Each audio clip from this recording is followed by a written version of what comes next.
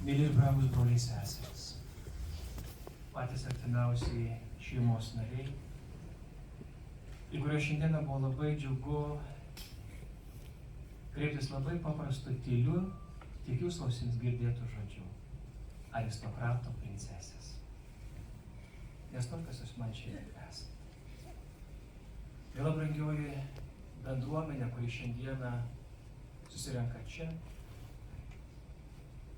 susirenka iš tikrųjų akis atmerkęs tautos žydas. Susirenka čia atvira širdis. Ir susirenka čia gyva sąmonė. Kas turi kažkokių tai problemų, vergystės jungų, nepilnavertiškumo, baimių, jų nėra čionais. Šiandien čionais yra labai drąsu. Kadangi tik drąsus žmogus gali būti vertas laisvės. Tik drąsus žmogus gali būti vertas džiaugsmo. Tik drąsiam žmogui yra patikėtas gyvenimas, o ne šioks toks kaip nors susitvarkytas egzistavimas. Nuoširdžiai kviečiu šiandieną šią valandą švęsti žmogų. Kai mes dažnai girdime, kad susirenkame per laidotuvę švęsti gyvenimą, dažniausiai kyla pagunda švęsti ne to, kurį palydime, bet tie, kurie likome. O tas, kuris išėjęs ir lieka šiek tiek šonu. Šiandien nuoširdžiai kviečiu švęsti Rimo gyvenimą. Jis šiandien yra centre. Jo gyvenimas, jo kūryba. Žmogus. Rimas Tuminas, Lietuvos teatro režisierius, pedagogas, Vilniaus mažojo teatro steigėjas, žmogus, įvykis ir laikas, sukurtas ir pradėtas, iš meilės į gyvenimą, santykis, riba, malonė, iš gyvenimo į meilės glėbį, šiandienos kelionė dievop, išlydime į Dievo artumą. Gyvenime galbūt daug buvo patirčių, kada mąstė, ieškojo, abejojo, kėlė klausimus. Bet tikrai su labai giliai šiandien įsitikinęs būdamas čionais, kad visas jo gyvenimas buvo keliauti Dievo artumo. Į gyvenimą. Šiandien mes išlydime į gyvenimą, kuris neturi pabaigos. Esame paliesti ženklų ir liudijimų, kad meilė išlieka amžinai. Kad žmogus yra amžinas. Taip, tik santykė su pačia meile. Kur yra Dievas? Mūsų tikėjimo pagrindas yra tuščias kapas, kurį jau kitą sekmadienį mes ištarsime. Kapas tuščias. Tie, kas esame krikščionys, puikiai žinome daugelį Jėzaus pasakytų žodžių. Žiūrėkit, kokio žodžio niekada neištarė Jėzaus lūpos. Labai keista. Kristaus lūpos niekada neištarė žodžio viltis. Jis kalbėjo apie tiesą, apie kelią, apie gyvenimą. Pagydė ir prikėlė, atleido ir nepastūmė, pamaitino ir išgydė. Bet jų lūpose nenuskambėjo žodis viltis. Viltis yra žmogaus atsakymas į Dievo darbą. Ir Velykų rytą po 2 savaičių Marija Magdalinė sušuks prie tuščio kapo: mano viltis, Kristus prisikėlė, viltis. Kur tampa šitos 2000 metų egzistuojančios krikščioniškos civilizacijos pamatu. Viltis. Viltis yra žmogaus atsakymas. Ne Dievo, žmogaus. Mūsų ateitis – amžinasis gyvenimas. Mūsų viltis – prisikėlimas. Išlydėme šiandien Rimą į būsimo prisikėlimo vietą. Kapas egzistuoja labai trumpai, tik tol, kol yra supilamas. Nors tos pačios akimirkos jis tampa prisikėlimo vieta, vilties vieta, ateities vieta. Kaip keista, kapai tampantis viltimi į gyvenimą, į nemirtingumą.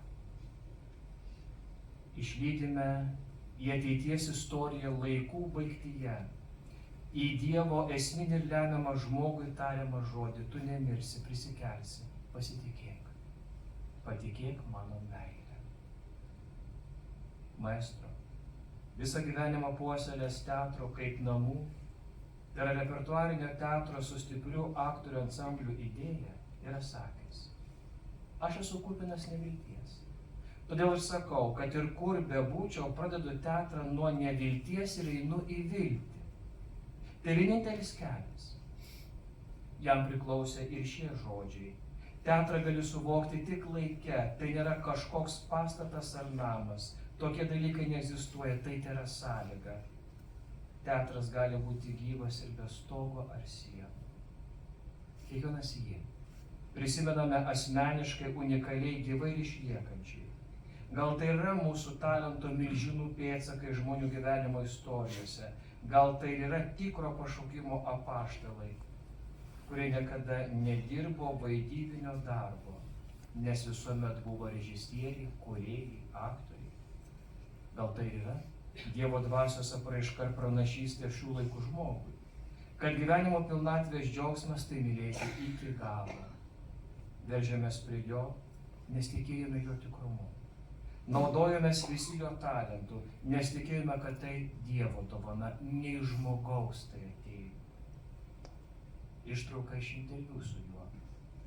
Žurnalistas klausė: jūs kartodavote, kad reikia vaidinti dangui. Kam vaidina šitoks teatras? Dabar, sakė Rimas Tuminas, vaidinama draugams, draugužiui, saviems, liekantiems tame pačiame rate. Žinot, kada elitas, ne kritikai, o elitas, rašytojai, dailininkai, kompozitoriai, režisieriai, dalindavosi mintimis apie gyvenimą ar teatrą, jie nori ar nenori darydavo poveikį visuomenės mentalitetui. Jie buvo tikrieji teatro vertintojai, žinantis, kaip jungti dangų su žeme. Jie atskleisdavo problematiką, kelius, kurie veda į žmogų, o ne iš žmogaus į Dievą. Tokia būdavo elito kultūros sąveika. Kur jie pasidėjo šiandien, klausė žurnalistas. Ir Rimas atsako: išėjo, dingo, mirė, nebereikalingi. Dabar triumfuoja pinigų karta, šaukliai ir akcijų kūrėjai. O teatruose vyroja nebe spektakliai, o projektai, projektai, projektai.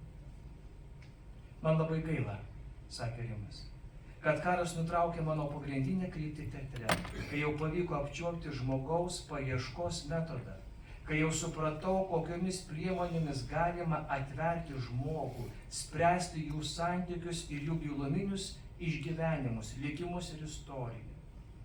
Ir kaip žiūrovą bent sekundę priversti patikėti, kad egzistuoja amžinybė, kad gal nėra net mirties.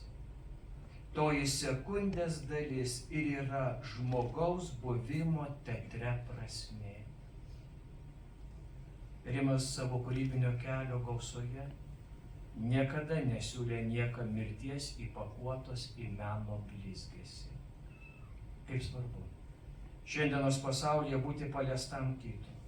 Aktoriai, menininkai, kultūros žmonės, kiekviena mus paliečia asmeniškai, prakalbina, veda gilin į save per save, leidžia mums savyje atpažinti paslėptus veidus, charakterius, trūkumus, nedrąsos stoką, įkvepia ir palaiko, palydi, džiugina ir teikia peno apmąstymams, gyvenimo tikrumo supančių įvykių tėkmėje, palaikymo ir net savito maišto prieš sistemą, pasaulio kvailystės perteikimo menas per aktorystę tampa mums palaima ir įpareigojimu. Juk visuomet tautos naikintojai žinojo, kad norint pavergti tautą, reikia nutildyti kultūros, meno ir dvasios milžinus. Ir tauta lieka iš tiesų našlaitė, su kuria galima daryti viskas, kas tik norima. Šiandien mes pagerbėme tikrai Lietuvos elitą, tikrai dvasios milžiną, tikrą visuomenės aristokratą. Ne vienadienės reklaminio įdirbio ar investuotų lėšų pseudo žvaigždelės, bet tikrą tautos pasididžiavimą. Ilgus dešimtmečius kantriai ėjusių savo pašaukimo keliu ir tapusių vaikščiančių tikruoju elitu. Ir kaip visuomet, per mažai įsiklausyto, suprasto, kalbinto, analizuoto. Per mažai mes kalbam ir įsiklausom į pamažus mus paliekančio tikro aristokratiškumo dvasios milžinus. Ateidamas iki šitos vietos ėjau milžinų menėmis. Kiekvienas aktorius, kurį šiandien sutikau ateidamas čia, formavęs mano kaip žmogaus kultūrą, yra man šiandien čia milžinas. Aš milžinų procesijui atėjau prie Rimo urnos. Milžinų procesijui. Menininko gyvenimas visada skirtas kitų žmonių džiaugsmui, širdies paguodai. Tame slypėjo ir jo Rimo laisvė. Laisvės sąlyga yra džiaugsmas. Kai žmogus yra apimtas džiaugsmo, jis peržengia pats save, savo ribotumus ir savo didelį kliūvinį aš, bei tampa savęs dovanojančio gyvenimo veiksmu, kuriame paliudijimas gebėjimas mylėti iki galo, įkvėpimui ir savo aplinkos, patikėtos žemės ir valstybės puoselėjimui. Tik džiaugsmo žmogus gali būti iš esmės laisvas žmogus. Laisvė reikia džiaugsmą liūdinčio žmogaus. Šiandien ši Rimo Tumino kelionė pasiekė savo ėjimo į tikėjimo uostą.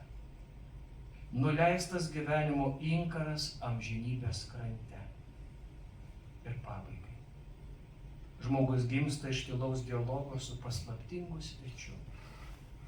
Šis žmogų išlaisvina iš jo paties, suteikdamas galimybę nebūti mums primestų dalykų vergu, bet tapti savęs dovanojimu ir taip patys save realizuoti.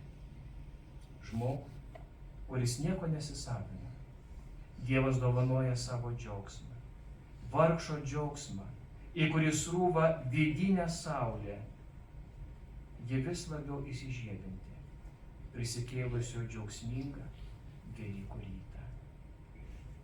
Tai Rimas Tuminas, žmogus, santykis, nuleistas gyvenimo inkaras, amžinybės krante, prisikėlimo vilties belaukiantis.